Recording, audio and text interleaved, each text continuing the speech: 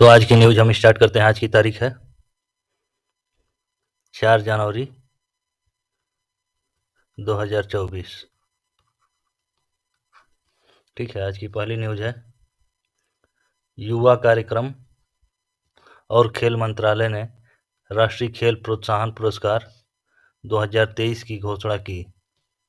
पुरस्कार विजेता राष्ट्रपति भवन में एक विशेष रूप से आयोजित समारोह में राष्ट्रपति से पुरस्कार प्राप्त करेंगे।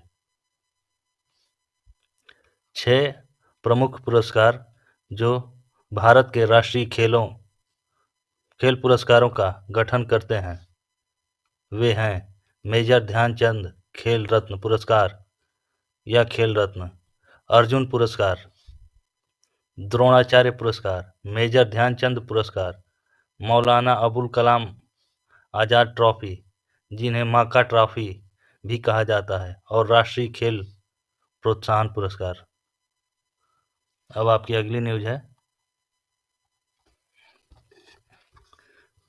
दिव्यांगजन सशक्तिकरण विभाग, सामाजिक न्याय एवं अधिकारिता मंत्रालय, भारत सरकार के अधीन अली यावर जंग राष्ट्रीय वाक एवं श्रवण दिव्यांगजन संस्थान, मुंबई के प्रशासनिक नियंत्रण में कार्यरत सीआरसी भोपाल द्वारा देवी अहिल्या विश्वविद्यालय इंदौर के ऑडिटोरियम में दिव्या कल शक्ति कार्यक्रम का आयोजन किया जा रहा है। इस कार्यक्रम में मध्य प्रदेश, छत्तीसगढ़ एवं महाराष्ट्र राज्यों के चयनित 100 दिव्यांगजनों द्वारा गायन, नृत्य, स्टेज प्रोग्राम, सामूहिक प्रस्तुतियां एवं कलाओं का प्रदर्शन किया जाएगा। अब आपकी अगली न्यूज है CSIR राष्ट्रीय भौतिक प्रयोगशाला CSIR NPL ने एक भव्य समारोह के साथ अपना 78वां स्थापना दिवस मनाया। इसमें कई अहम सत्रों का आयोजन किया गया और इस दौरान कई घोषणाएं हुई। राष्ट्रीय भौतिक प्रयोगशाला वैज्ञानिक और औद्योगिक अनुसंधान परिषद के तहत स्थापित सबसे शुरुआती राष्ट्रीय प्रयोगशालाओं में से एक है, जिसकी आधारशिला 4 जनवरी 1947 को रखी गई थी। उत्सव की शुरुआत औपचारिक दीप प्रज्वलन के साथ हुई, जो ज्ञान और रोशनी और नवीनता का प्रतीक है। अब आपकी अगली न्यूज है केंद्रीय राज्य मंत्री डॉक्टर जितेंद्र सिंह ने कहा कि जहां भारत जैव प्रौद्योगिकी में विश्व नेता के रूप में उभर रहा है, वहीं कठुआ भी उत्तर भारत के पहले बायोटेक औद्योगिक पार्क के साथ उत्तर भारत के स्टार्टअप केंद्र के रूप में उभर रहा है। आज कठुआ के बायोटेक पार्क में उत्तर भारत में उभरते स्टार्टअप रुझान पर बायोटेक स्टार्टअप प्रदर्शनी के उद्घाटन पर अपने संबोधन में कहा कि देश में एक ऐसा बायोटेक इकोसिस्टम तेजी से उभर रहा है जिसमें 6500 से अधिक स्टार्टअप और जैव प्रौद्योगिकी उद्योग अनुसंधान सहायता परिषद द्वारा स्थापित 75 जैव उष्मायन केंद्र बायो इंक्यूबेटर हैं। अब आपकी अगली न्यूज है Ratle hydro electric power corporation limited, जो कि एनएचपीसी लिमिटेड और Jammu Kashmir state power development corporation की एक संयुक्त उद्यम कंपनी है, ने केंद्र शासित प्रदेश जम्मू कश्मीर के किश्तवाड़ में स्थित रतले जल विद्युत परियोजना से उत्पन्न 850 मेगावाट बिजली के उठाव के लिए राजस्थान ऊर्जा विकास और आईटी सर्विसेज लिमिटेड के साथ एक बिजली खरीद समझौता किया है। इस परियोजना के वाणिज्यिक संचालन अतिथि से शुरू होकर 40 वर्षों की अवधि के लिए तथा विद्युत मंत्रालय, भारत सरकार द्वारा इस समझौते पर हस्ताक्षर किए गए हैं। अब आपकी अगली न्यूज है आरईसी लिमिटेड ने अगले 3 वर्षों में देश में बिजली, बुनियादी ढांचे और लॉजिस्टिक्स परियोजनाओं के लिए धन मुहैया कराने के लिए बैंक ऑफ बड़ौदा के साथ एक समझौता ज्ञापन एमओयू पर हस्ताक्षर किए हैं। इन महत्वपूर्ण क्षेत्रों को मजबूत करने की तत्काल जरूरत को समझते हुए आरईसी लिमिटेड और बैंक ऑफ बड़ौदा टिकाऊ विकास को आगे बढ़ाने और देश के बुनियादी ढांचे को मजबूत करने की साझा दृष्टि के साथ एकजुट हुए हैं। यह दोनों संस्थान संस- संसाधनों और विशेषज्ञता को साथ लाकर उन पहलों की मदद करने का प्रयास करती है जो आर्थिक विकास को बढ़ावा देगी और देश भर में आवश्यक सेवाओं तक लोगों की पहुंच बढ़ाएगी। अब आपकी अगली न्यूज है।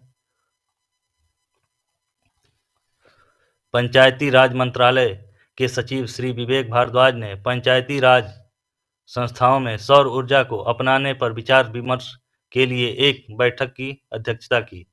इस बैठक में विषय से संबंधित महत्वपूर्ण पहलुओं पर चर्चा हुई।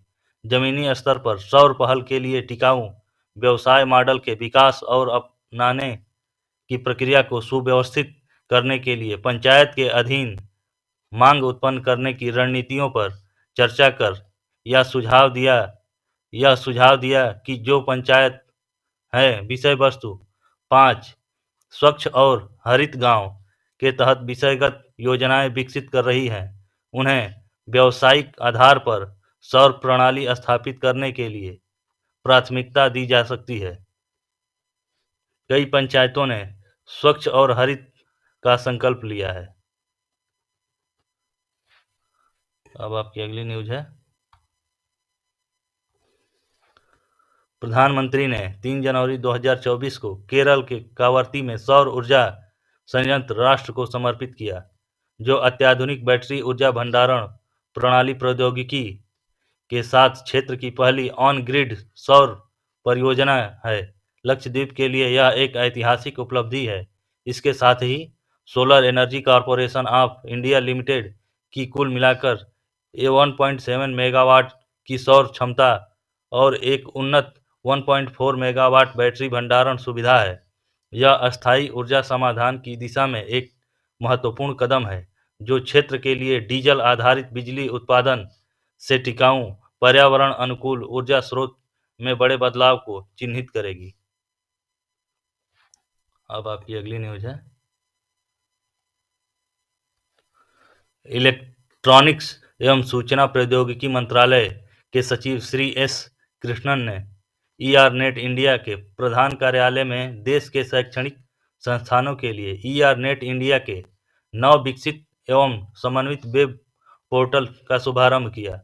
यह पोर्टल डोमेन पंजीकरण, डीएनएस और एक सेवा के रूप में वेबसाइट डब्ल्यूएएस एवं एक सेवा के रूप में शिक्षण प्रबंधन एलएमएएस जैसे मूल्यवर्धित सेवाएं प्रदान करेगा।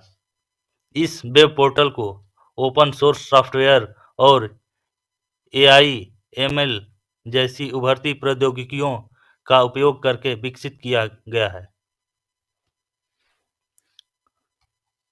अब आपकी अगली न्यूज है। भारत सरकार के शिक्षा मंत्रालय के स्कूली शिक्षा और साक्षरता विभाग ने प्रेरणा अनुभव पर आधारित एक शिक्षा कार्यक्रम की शुरुआत की है, जिसका उद्देश्य सभी प्रतिभागियों को एक सार्थक, अद्वितीय और प्रेरणादायक अनुभव प्रदान करना है, जिसमें उन्हें नेतृत्व के गुणों के साथ सशक्त बनाया जा सके। अब आपकी अगली न्यूज है, इसी में आगे है।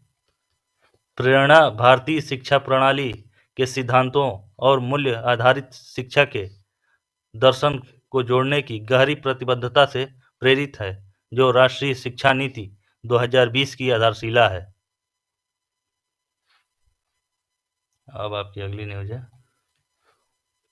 उत्तर पूर्वी क्षेत्र विकास मंत्रालय ने अपने सीपीएसई पूर्वोत्तर हस्तशिल्प और हस्तकरघा विकास निगम लिमिटेड के माध्यम से उत्तर पूर्वी महोत्सव 2024 का आयोजन कर रहा है।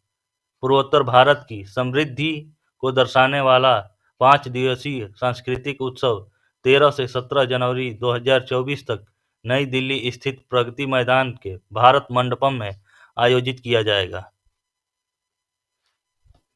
अब आपकी अगली न्यूज है।